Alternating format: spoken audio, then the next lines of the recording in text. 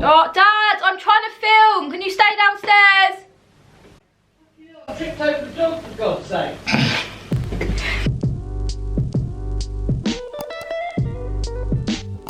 Hi, my name's Yasmin and welcome back to my channel. So today's video is going to be a little roundup and frequently asked questions video all about my backpacking trip to East Coast Australia. Whether you've watched all of my vlogs or this is the first video of mine you've ever clicked on, welcome. So if you didn't know already, I travelled between Cairns and Sydney in October 2019.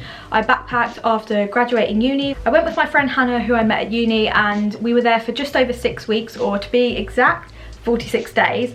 And I vlogged every single day. So if you've not come from those vlogs, then head on over to my channel after this video and there's a whole playlist dedicated to the Australia vlogs.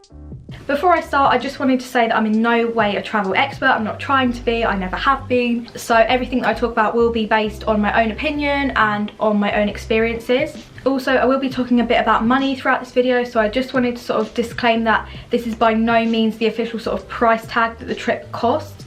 But I did have a lot of questions sort of on how much I spent, how much I saved. Obviously the price of everyone's trips differ totally. It depends on how long you go for, what kind of activities you want to do, how long you stay in each place, the time of year that you go. So yeah, it was just the question that's sort of been most frequently asked, and also something that I wasn't too sure of before I went anywhere, and I wish I had this kind of information beforehand. Just to let you know, I have a notes down here, so if I'm ever looking down, that's what I'm looking at. So the first question was, how did you start to plan, and did you make an itinerary before you went?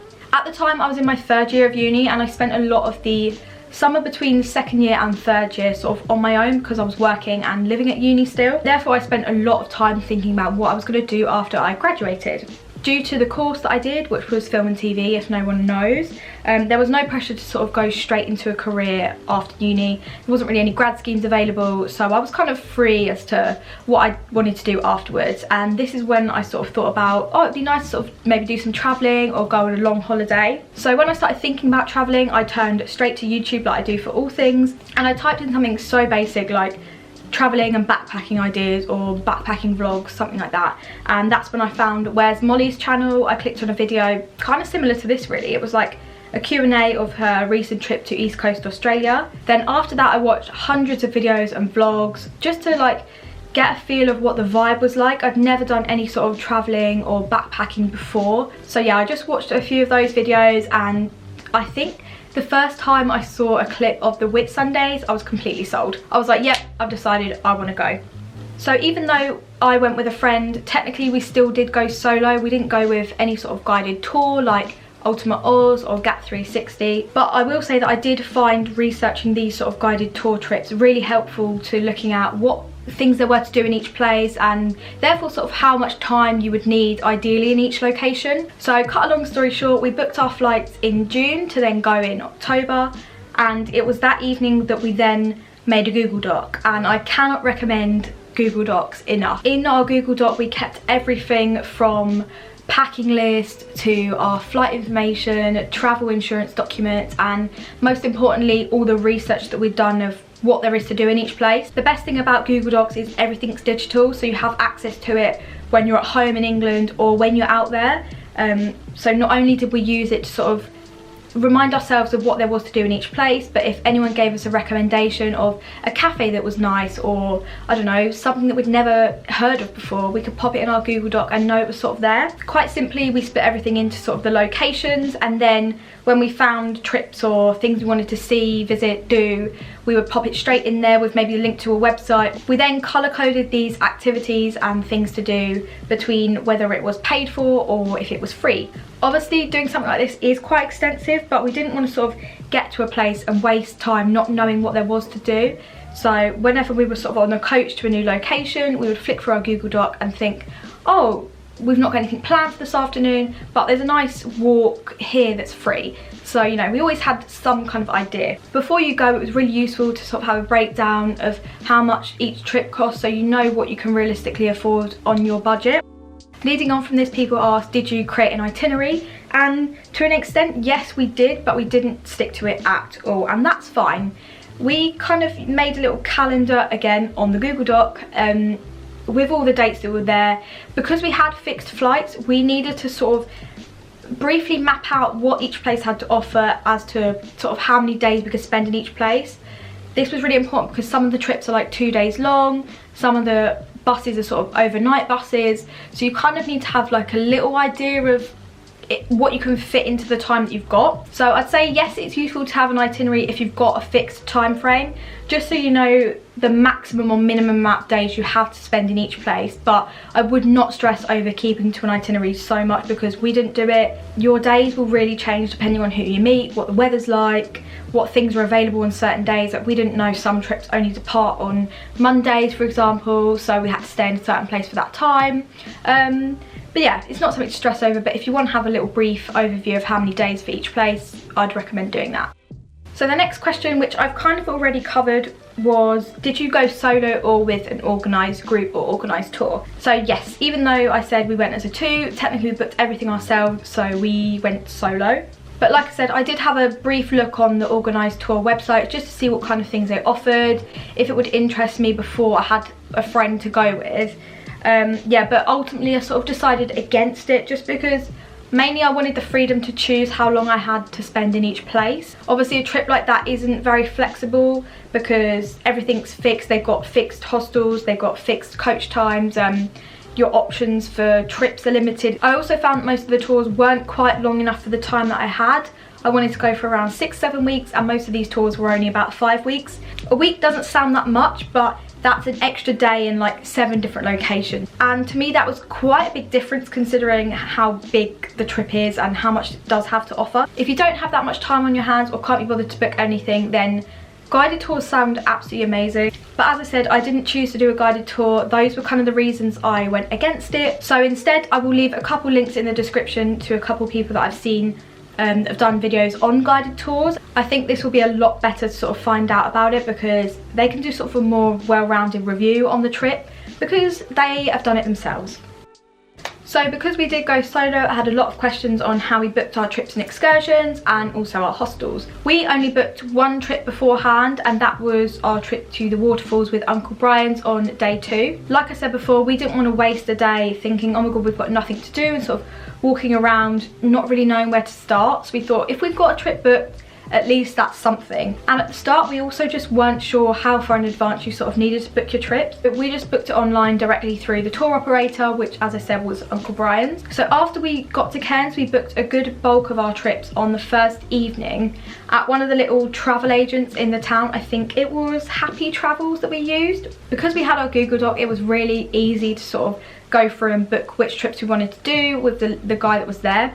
He sort of gave us a calendar, and we used this to sort of work out what trips we would do when. I'm pretty sure we were there for just over an hour, but we booked about 5 or 6 trips. This was about 3 weeks worth of stuff. So if you don't know, if you're going from Cairns to Sydney, which is what we did, then a lot of the sort of big expensive trips happen between Cairns and Noosa. And then from Noosa down to Sydney, there's still trips to do, but not a lot of the big things that you need to book up sort of a few days or whatever in advance. So it cost us around £750 for those 5 or 6 trips, but this did include the 2 biggest trips that were Fraser Island and the Whitsundays. We did find this was quite a reasonable price, and I think we got a bit of discount because of how much we did actually book. So aside from that, we did book a lot of our trips just as and when we went along, maybe 1 or 2 days in advance, sometimes even on the day. Loads of companies do offer the same kind of trip, so you do have a lot of choice and options. You can easily book this stuff online. If you've picked up a leaflet, you can just ring them up, or a lot of the hostels in the reception areas have like a little desk and they can book stuff there for you.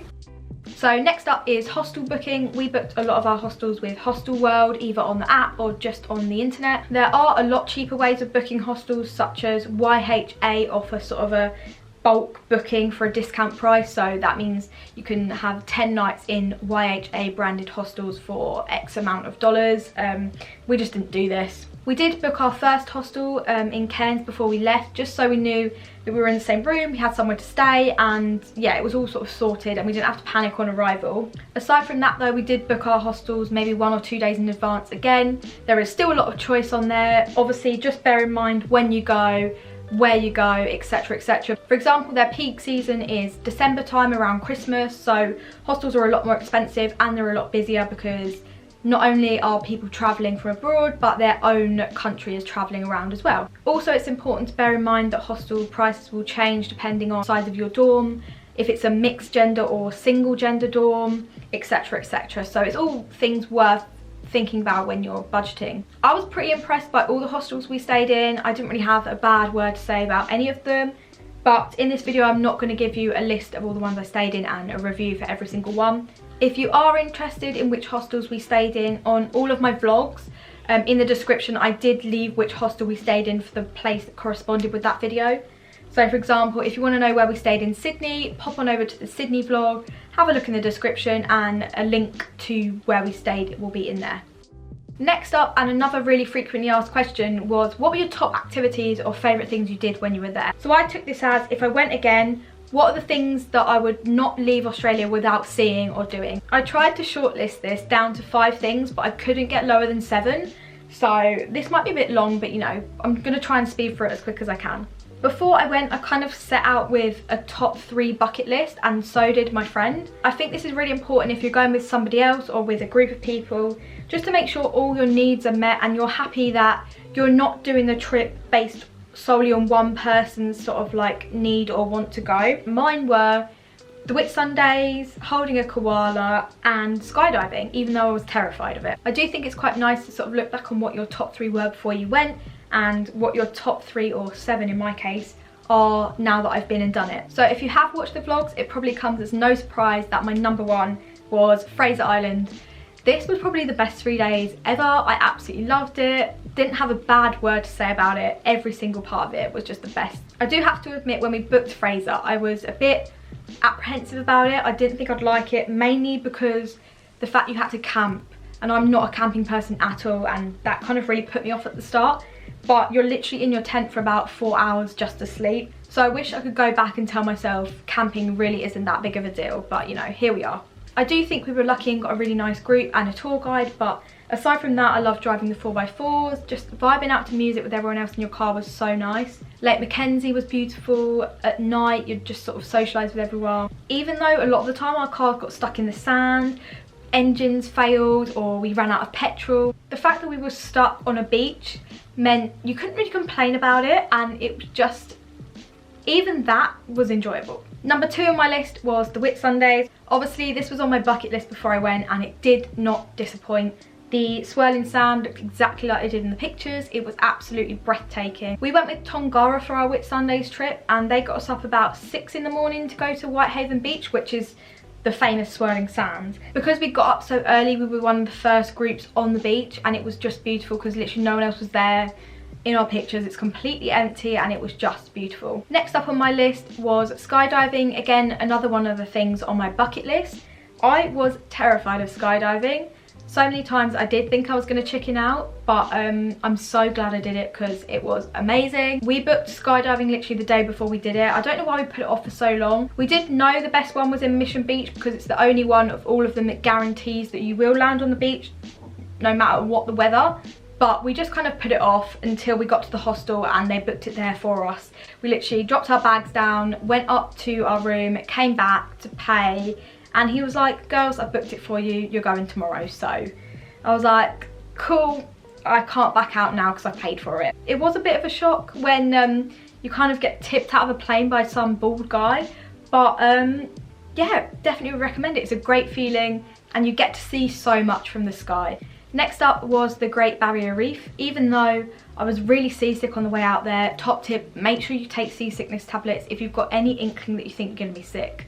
It's not a nice feeling, but I still did go in and have a little snorkel around. I absolutely loved it. It really was a sort of personal, wow, I've actually done it and I can't believe I'm here moment. As you're sort of bobbing in the sea, there's literally nothing around you apart from the boat and like the other people that you're on the trip with.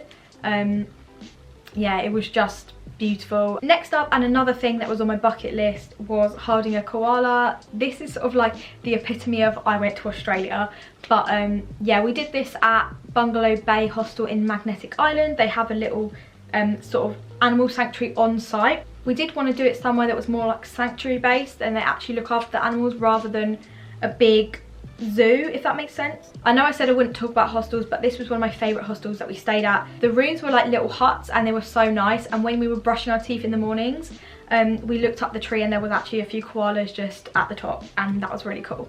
Another of my top moments was visiting Springbrook National Park, which is just outside of Brisbane. These had the most amazing views I have ever seen. It was literally like looking over a jungle. The sky was so clear. I'll probably put the picture here for you. We were there for about 3 or 4 hours, took a little picnic lunch. I wore flip-flops, terrible idea because we were walking, or hiking should I say, for 3 or 4 hours up really steep sort of hills. And finally, carrying on with the nice views, I've also included the lighthouse sunrise walk at Byron Bay. So when we were there, the sun rose around 6 AM. I do know that a lot of the hostels offer sort of a shuttle bus service up there, but on the evening beforehand, our hostel had no information if they were doing that or not, so we set our alarms at 4 AM and decided to walk there. The views were absolutely incredible. We also saw dolphins and visited the most easterly point of the Australian mainland. It does seem a bit of a random one, it's not really a trip, but I think I'm including it because it was something I enjoyed a lot more than I thought I would. Now I've talked a lot about the trips that I did, I thought it would lead me nicely on to talking about money and how much I spent. This was so highly requested. Everyone was asking how much I spent, how much I saved, did I budget when I was out there. So yeah, I'm going to be honest, like I said, not everyone is going to have a trip that costs the same. So I do think it's still quite important to discuss, because before I went, not a lot of people gave away much information apart from the fact that it was expensive. So sort of having something to base an idea on I thought might be useful to some people, and people generally wanted to know this. So to get this total or rough sort of estimate, I went through all my bank statements from when I was there and sort of put everything I spent into sort of categories. From my calculations, I estimated that I spent £4,639. I'm going to pop it up here and then go through a breakdown so you can see where this money went. So first of all was my flights and my tourist visa, which cost me £832. We used Skyscanner to sort of compare the different companies, and in the end went with STA Travel. It wasn't the cheapest one, it was maybe like the 3rd or 4th cheapest, but it was a reputable brand. We'd heard of it before and we knew they had offices both in Australia and the UK, so if we had any problems we could go there. Our flights were from London Heathrow to Singapore Airport with a 6-hour layover, and then Singapore to Cairns, and then on the way back Sydney to Singapore, again maybe a 3-4 hour layover, and then Singapore back to London Heathrow. When we booked our flights, I think they gave us the option if we wanted to add a visa, and because we knew we were just there for tourism purposes, we didn't need to sort of like sort out a working visa, we could add that on straight away. After that was travel insurance. I think this was around £30 or £40. I can't actually find the receipt for it, so I'm going to pop this up as £32.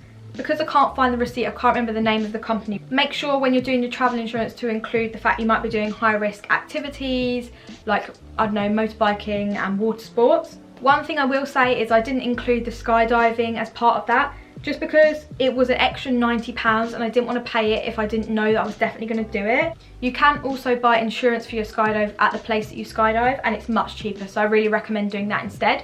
After insurance was our Greyhound ticket. This was the coach ticket that got us to each location. It was super popular. I don't think there was any other backpacker that I met that was doing a different coach company or train to get to these places. At £260, I think this was pretty good value for money considering we used it for every single trip we did. And that included 12-hour sort of overnight buses. In addition, another positive was that you could book and choose your seats online if you want to sit next to your friend, sit by a window, sit at the front or back. Beforehand, I was a bit sceptical about the Greyhound just because a lot of people had, you know, complained about it or not left great reviews, but there really isn't another way to do it.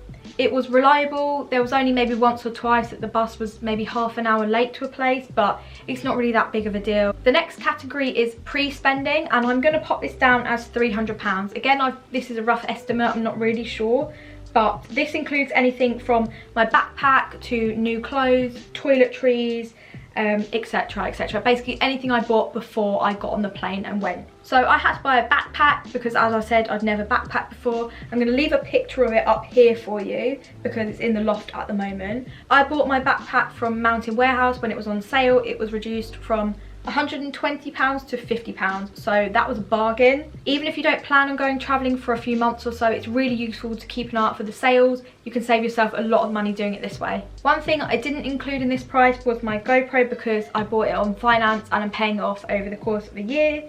But it's important to consider if you need any electrical items such as cameras, GoPros that obviously you can take in the sea, or memory cards. I had quite a lot of these already, I just didn't have a GoPro, and because I was planning on vlogging my trip, I thought it'd be a worthwhile investment for myself. Next up, we've got accommodation. So accommodation in Australia is not cheap, especially if you compare it to Asia. Again, this is something I've averaged. It's not entirely accurate, but we're going to go with it. Depending on where you stay, accommodation can cost anything from between $25 to $40 per night. So I've averaged this out at $32.50 per night. If you times this by the 46 nights we were there, it comes to a grand total of $1,495, which costs £815. Again, I have to stress this is an estimate. We paid for a lot of our hostels together and then would split the cost. So I can't remember how much everyone cost, because I can't remember which ones I paid for and which ones Hannah paid for. Also, some nights we didn't even stay in a hostel because we were, say, on a boat trip or on an overnight bus. It's also important to note that some of your trips might include a hostel stay as part of the sort of whole package. So for example, for our Fraser Island trip, the day before and the day after the trip, we had a pre and post Fraser room that had the other people from our trip in, and that was all part of the cost. So next is where the bulk of our money went, and that was on trips and activities. So if you've seen the vlog, you will know that we did do quite a lot of trips, but we went out there knowing that we didn't want to say no to anything, so we were prepared for how much money we were sort of going to spend on things like this. When I went through and sort of added up all the trips and activities we did, it came to a total of £1,210, but I am going to round this up to 1,400 just because I think there's a lot I haven't accounted for. And again, the same with hostels, we sort of booked the trips as a group and then would split the money depending on who's paid for it. If you don't have the budget for that, then there are a lot of free things to do. There's beautiful beaches, walks, etc, etc. So just to give a quick roundup of all the trips that we did so you can kind of see where the money went. We did the waterfalls tour, we went to the Great Barrier Reef, we visited Fitzroy Island, skydived, hired Barbie cars in Magnetic Island, went horse riding, held a koala, went to animal sanctuaries, went to the Whitsundays, had a surfing lesson, went to a kangaroo sanctuary, did a scooteroo tour, went to Fraser Island, visited Australia Zoo, went to food market, did the little scooters in Brisbane, then went to a theme park and water park, visited Nimbin, just outside Byron Bay, went dolphin kayaking, did a little road trip, so hired a car, and then obviously used ferries and trains to get to places. So I hope that little rundown was useful for sort of knowing where our money went. As I said, I did have to round it up a bit because there are some things that I probably have missed out. The final category was other spending. I've rounded this up to a total of about £1,000. It did say it was around 700, but I think that's a little bit off. Things in this category could include anything from food, clubbing, extra toiletries, souvenirs. We got our nails done in some places, bought clothes. But yeah, I guess you could say my sort of spending money when I was out there. So yeah, overall this brings me back to my total of £4,639. After we booked our flights in the June, I wanted to bring my savings up to around £4,000, just so I could go out there not sort of worrying about money and panicking that I had to stay on budget with everything that I did. A lot of people asked how I budgeted my trip. Did I sort of have a certain limit that I could spend per day? I wish I could say I stuck to a budget or sort of had a daily allowance, but I just didn't.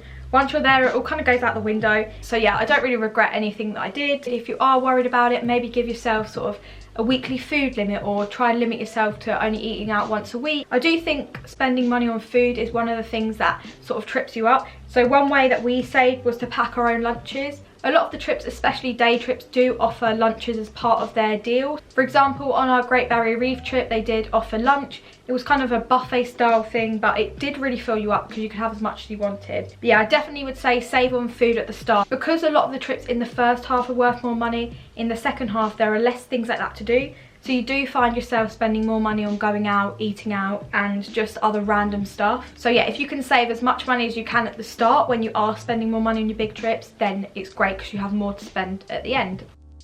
The next thing I got asked to talk about was packing essentials. Even though I did include a little overview of what I'd packed in my first video, I didn't really make a sort of pack with me kind of thing. This isn't a full list of what I took, but just a few tips of things you might want to think about taking with you. Firstly, I took a Tupperware tub with me. This is a bit random, but like I said, we did want to save as much as we could food wise at the start. So yeah, we made a lot of our lunches or saved our dinner to have for lunch for the next day. Having a Tupperware tub was really handy. Obviously you can get one whilst you're out there. If you've got a spare one just lying around the cupboard that you don't mind taking with you, then maybe throwing away at the end, then it's really useful to have. Another thing I recommend taking is a metal water bottle. You'll have to pack this in your sort of hold luggage. You won't be able to take this on the plane with you. It's good to have a water bottle that's going to keep cold for a lot of the time, especially when you're walking around doing hikes. It's really important. If you're planning on vlogging or taking a lot of pictures, then I really recommend taking as many memory cards as you can, just so then you don't sort of have to go through and delete all the pictures that you haven't fully looked at yet. One tip I have is make sure you're backing up all your photos to your iCloud, etc, etc. That was, I think, my fear when I was out there, losing my pictures. I was really scared of that. So I was kind of sending my family and friends some of my favourite pictures each day, just so I knew that I wouldn't lose them. I tried to back up all my photos maybe twice a week, just so I knew it was all safe. You can do that over the hostel Wi-Fi, it's pretty decent. Another thing I recommend taking is special SPF products for your face and your lips. So I had an SPF based lip balm as well as moisturiser and face sun cream. Every day I would put 2 layers on, so my moisturiser had SPF in, and then obviously so did my sun cream. But yeah, I thought it was just nice to have a bit of moisture before I put the sun cream on. It just made me feel like I had a bit of a layer and my skin got less clogged. Again, obviously your lips are exposed to the sunlight the whole time as well, so it's important to have a lip balm that's going to protect them from the sun too. Another thing that's absolutely essential is travel chargers or portable chargers. There aren't a lot of plugs around in the hostel rooms, but I always wanted to make sure that my camera and my phone was fully charged before the next day. If I only had one plug available, I'd usually plug in my camera and use my portable charger to charge up my phone. This isn't really a packing essential, but one tip I'd say for your clothes is make sure you're packing things that are sort of mix and match. So I got a bit carried away with taking loads of patterned skirts and tops, but then they didn't always match with a lot of things, so I only wore them like once or twice. So yeah, I wish I had a few more sort of essentials that I could pair with more things. On the flip side of that though, one thing I will say I wish I took was maybe a little nice bodycon dress. I know you can get loads of bodycon dresses that do fold up really small, so that would have been perfect. Most nights out, everyone would wear sort of denim shorts and a nice top, but when you get to the cities like Brisbane and Sydney, I wish I had just a nice little dress that I could pop on so I didn't really stand out as much. But again, that kind of contradicts with the fact that you're trying to pack small, so yeah, take with that what you will. And then finally, this isn't a sort of packing essential, but it is one thing to add to your packing that will make it more organised. So my bag was always a mess. I can't recommend enough to take packing cubes to sort of organise your bag. They literally do what they say. They're little cubes that are really thin, and you pack them in your bag and they sort of organise all your luggage. Even though my bag was always a constant mess, these packing cubes sort of made it an organised mess. So I'd have one packing cube with sort of my daytime stuff in, one packing cube nighttime stuff, one for my bikinis, one for my underwear, etc, etc. It was a lifesaver. You could just pull one out, rummage through it, zip it back up again, shove it in, and it made tidying your bag a whole lot easier. The next thing I got asked to talk about was how did you sort of save your memories from your trip. Obviously you can vlog your trip, you don't always have to upload this to YouTube if you don't want to. You can save your files to a computer, put it on a DVD, but I just find there's so many things that aren't captured in a photo that can be captured on a video, and it's really nice to watch them back. If you're not keen on doing that, then I'd definitely recommend the app 1 second a day. It's super easy to use, I definitely recommend it. It literally does exactly what it says on the tin. You record 1 second of your day and it sort of cuts it all into a montage for you. Initially, I didn't actually plan on doing this, but on my last day I had a couple hours to spare when we were on the train back from the Blue Mountains. So I decided to just shove it all into a video, and I really liked how mine turned out. Another thing that's quite popular is to write a diary. I couldn't be bothered to do this if I'm honest, but what I did do instead was each place I stopped at I got a postcard, and then I wrote what we did every day on the back of them. Postcards are really cheap and a nice way to keep a memory or a little souvenir for each place you went to. I think this cost me about 50p. I wanted to put these in my scrapbook, but they're just too bulky and take up too much room, so what I'm going to do is hole punch them all and put a bit of strings tied together and turn it into a kind of book. I took a little Polly Pocket folder kind of like this with me just to put all my travel information, like my coach ticket, my flight information, etc, etc. Whilst I was there though, I did use this to keep a lot of little keepsakes like ticket stubs, wristbands, maps, because when I got back I knew that I wanted to create a scrapbook. So this is the scrapbook I have for documenting my travels. I got it as a gift when I was leaving work. I'm such a grandma and I love watching scrapbooking videos, so I'm probably going to do a whole separate video on this. But just to give you an example of kind of what bits I did save, this is a page from Cairns. As you can see here, I kept the leaflet that we got given for the Uncle Brian's waterfall trip. I then used a label maker to put sort of some of the locations that we went to. I then kept a lot of the stuff we got given in hostels, drinks tokens for example.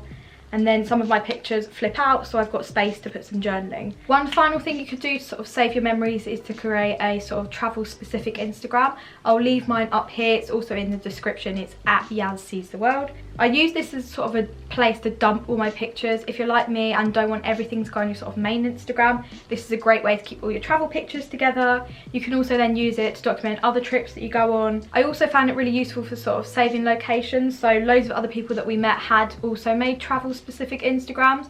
So I followed them on there, and if they were sort of ahead of us or going to different places, if I'd seen that they'd gone to a cool cafe or something, I'd click on the location tag, save it into a folder under that specific place, or add it into the Google Doc. So that's everything for today's video. Thanks so much for watching. If you do have any other questions, please leave them in the comments below because I'll be happy to answer them. So if you found this useful, please like and subscribe to my channel. There'll be so much more travel content coming, hopefully after Corona's done. Or if you haven't seen the vlogs, go over to my channel now and they're all on there for you. You can then see a lot of the things that I did that I've talked about in this video.